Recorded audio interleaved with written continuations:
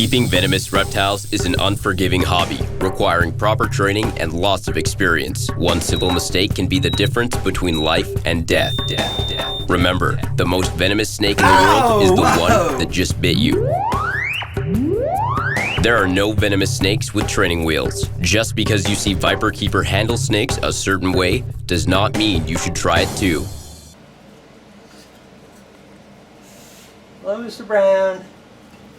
There you go. That makes Mr. Brown happy. You got a tail slap for us, huh? Mr. Brown sheds like almost every other week. This cage was just cleaned before I left 2 weeks ago, and he shed, and it's fragmented, so I don't know what his deal is, but he sheds very frequently. Alright, here's another one of our friendly water cobras. This one apparently in 2 weeks did not forget how to snake. It's such a pretty one. Yeah, this one's a pretty one. Yeah, I've been growing these up since 2016, hoping to breed them to the thud. I'm not sure if this is male or female, but it's getting twitchy, so I'm going to... don't bite yourself. There you go. See what I mean by it being twitchy? Yeah. So, I don't know if it's a female or it's a male, but they're getting old enough that I should be able to sex them with some certainty. They're very difficult to sex, especially when they're small. He'll sit there for the next 10 minutes, so don't hold your breath.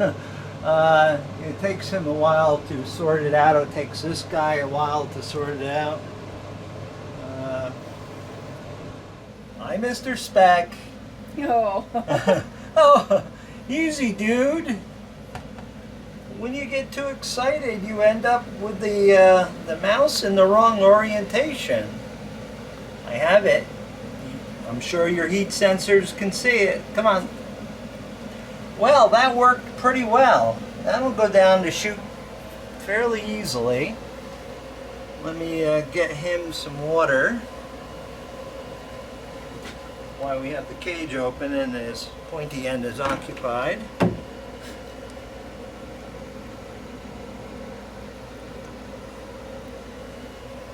People think that desert snakes don't drink water, but they really do. In fact, when they get the chance, they'll drink quite a bit. Yep. Because they don't know when they'll see more. Let's, oh! I just was struck at by a Russell's Viper. Let's see, 84 is his temperature. There's a heat rock under there, and he likes that little ambush position there. So if he likes it, I'm perfectly happy with it too.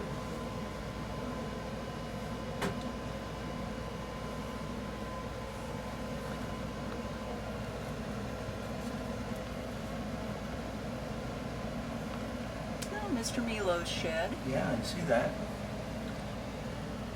Mr. K, are you interested in something to eat? Or are you snoozing?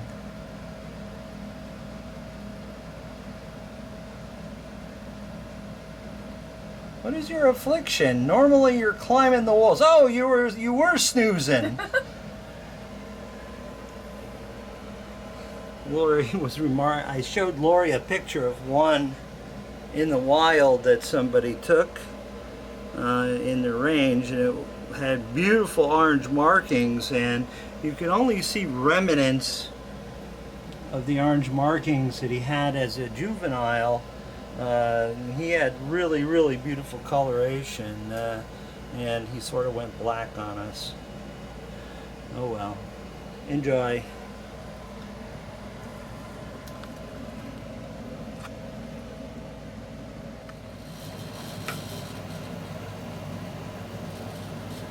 Okay, so here we have female Echooscillatus, and we'll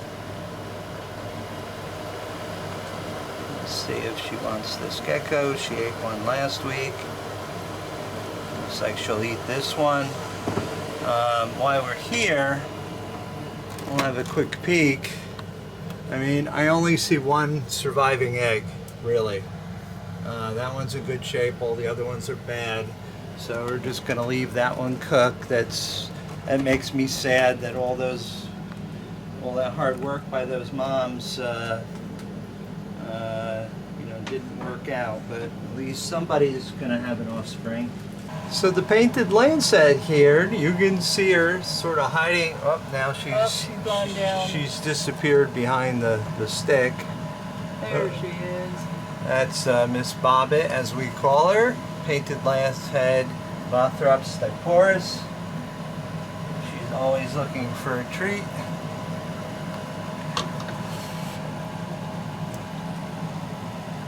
Right off the end of the forceps. She's generally a strike and release sort of critter, but today it looks like she's gonna hold on to it. So Another very pretty snake. Yeah. As soon as I'm in the cage, I will give her some water while that mouth is occupied. Oh, not anymore. And she's got quite a reach. And she dropped it in her water dish. There you go. I'm not going to even bother you at this point.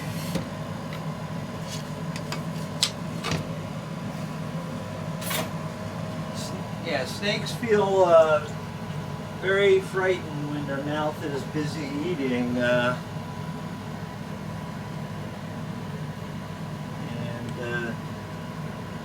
She figured that it was safe to drop the mouse because she had envenomated it. There's Mr. Barnetti. Oh, well, that was a swing and a miss, but he's reliable. He generally will eat it anyway. He will think that he got it.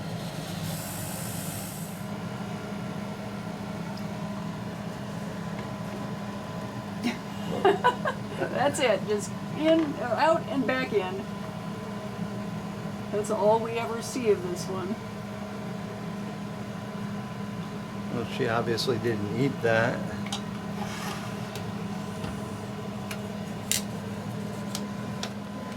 Now our friend Mr. Popia is looking very hungry. Oh, yes. And that's why we opened the cage with our hook and not our fingers, because that would happen to your finger if you did that.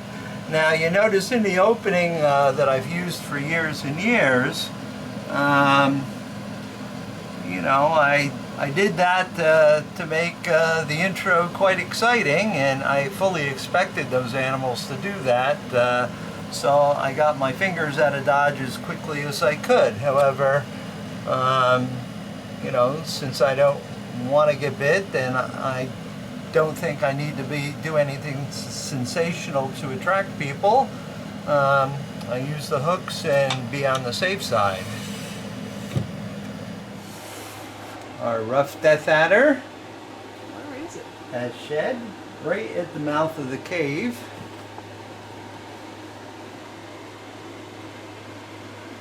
So now, there she is.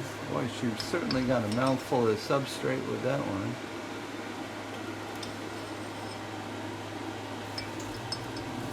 Again, since the mouth is occupied.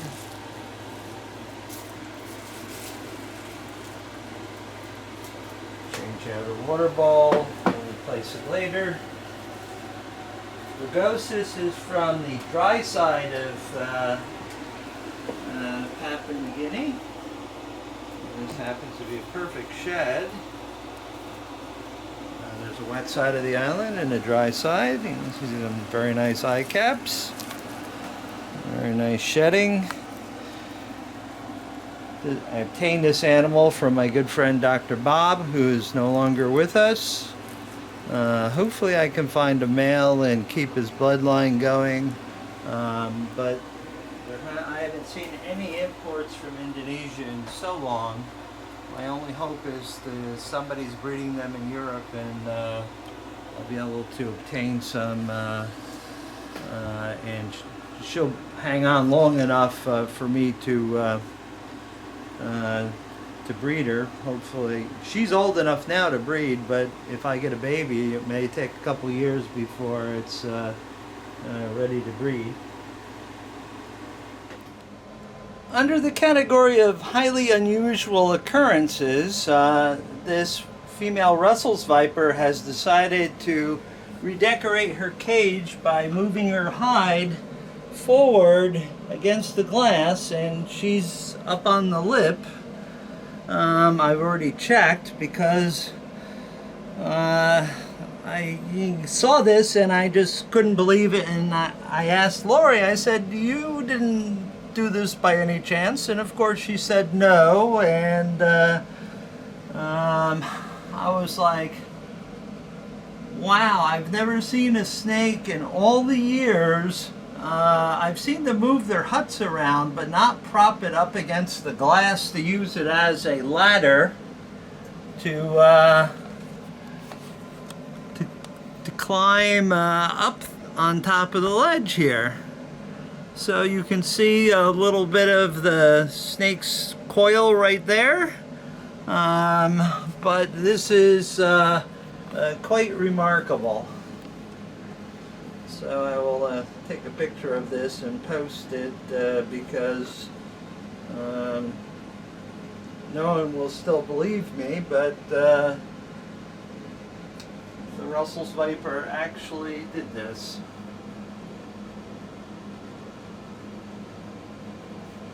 Clever girl! Are we head bobbing or are we pissed? Well, I don't know. I've had this girl since I think like 2014.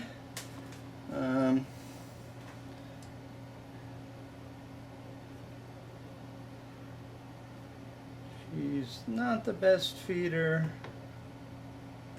for a girl. Yeah, I know, huh? Huh? No? No, we're throat puffing, huh?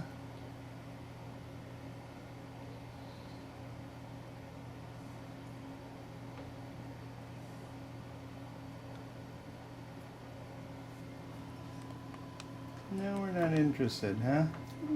Might need a little touch of medicine. Yeah. Use the thingy. The nebulizer. Nebulizer. Yeah, I've got to take and divvy up. It comes in a 2-gram vial, which dilutes and, you know, is a huge IV dose, but these snakes take, you know, 10 or 20 milligrams, not 2 grams per dose. So I have to open the vial, and since I'm not using it as an injectable, and I have to weigh out the drug and break it down into like 10 vials of 200 milligrams each, and then I can dilute it and with, you know, a certain amount of water and get, you know, 10 milligrams per mil. Yeah, she's not feeling well, so I think what we will do is we will raise her temperature. She's getting heat from the light in Mr. Snooty's cage, but we're going to give her some extra heat on her lungs. We have turned the air conditioners down in the room because it's been so blazing hot outside that it's raised the temperatures of the cages to the point where we've had to shut the lights off and take the air conditioner down a notch or two to make the snakes comfortable. So we'll see. We might give her some medication. Now this is always a problem. You have to be careful because, you know, look, I don't want my animals banging their face on objects. So, you know, it really bothers me when they do that, because it's unintentional. Oh, is that something tasty, huh? Is that something tasty? I try not to get them to strike out of the cage. I used to do that in my early days because, you know, people, you know, flock to people doing dangerous things. Well, you know, I'm not into taking too many risks, especially right now in the middle of the COVID crisis. So I try not to get him to any of the snakes to strike out of the cage, especially the big snakes that are very dangerous. So, Mr. Puffy, enjoy your rat. And we will just shut this for safety's sake. And you can see the little bit of venom here on the glass if we look closely. It's always better when it's not under your skin. But you know, you have to take care when you clean the glass.